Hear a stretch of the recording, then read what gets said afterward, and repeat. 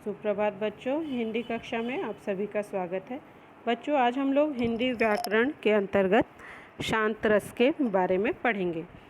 आइए जानते हैं शांत रस क्या होता है। जैसे नाम से ही पता चल रहा है कि जब हमें शांति का आभास हो वहाँ शांत रस की उत्पत्ति होती है। तो शांत रस का स्थायी भाव जो होता है वो निर्वेद या उदासीनता होता है। जब हम हर किसी वस्तु से, किसी भी चीज़ से, संसार से हमारा मन विरक्त होने लगता है तो हमें जिस शांति की प्राप्ति होती है वहाँ पर शांत रस होता है।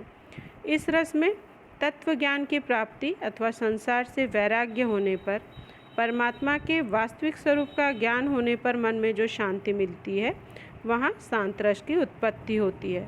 जहाँ न दुख होता है न द्वेष होता है, मन सांसारिक कार्यों से मुक्त हो जाता है, मनुष्य वैराग्य को प्राप्त कर लेता है।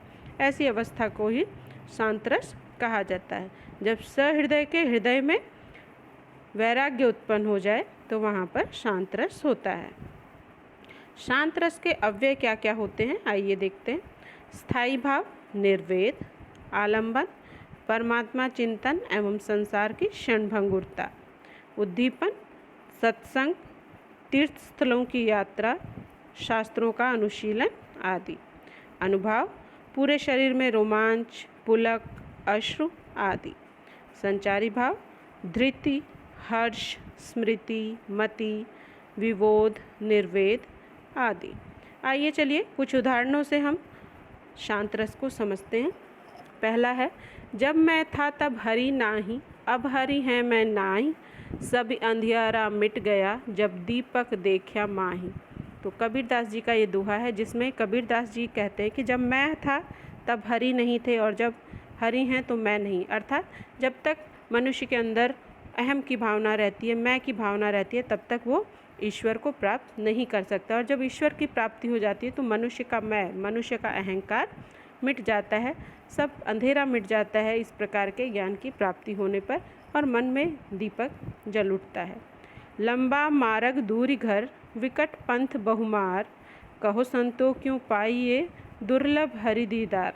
तो इसमें बताया गया है कि जीवन जो है वो बहुत ही लंबा मार्ग प्रशस्त करके, लंबा मार्ग पार करके हमको तब जाकर कहीं ईश्वर की प्राप्ति होती है, इस संसार से मुक्ति मिलती है।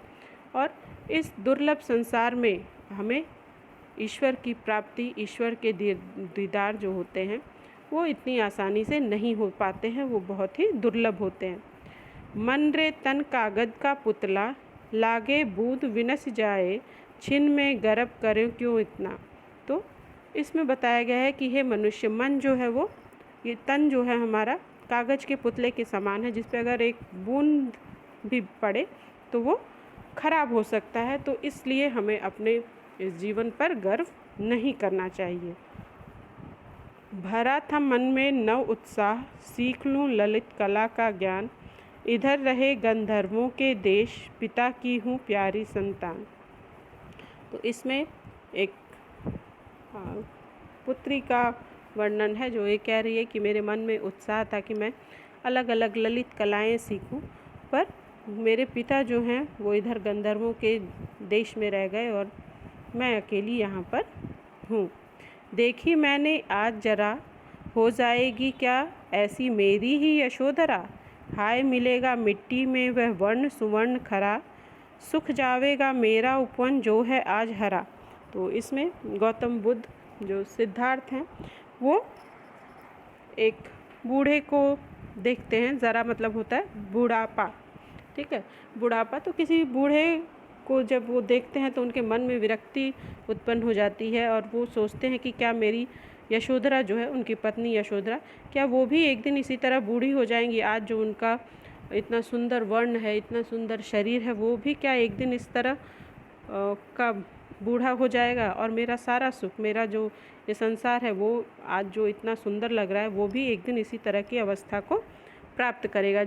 अर्थात इसमें सिद्धार्थ के मन में बुढ़ापे की अवस्था को देखकर उनके मन में जीवन के प्रति विरक्ति उत्पन्न हो जाती है कि ये जीवन जो है ये नश्वर है और इस तरह का जीवन बहुत ही कठिन है। बच्चों, आज के लिए इतना ही। धन्यवाद।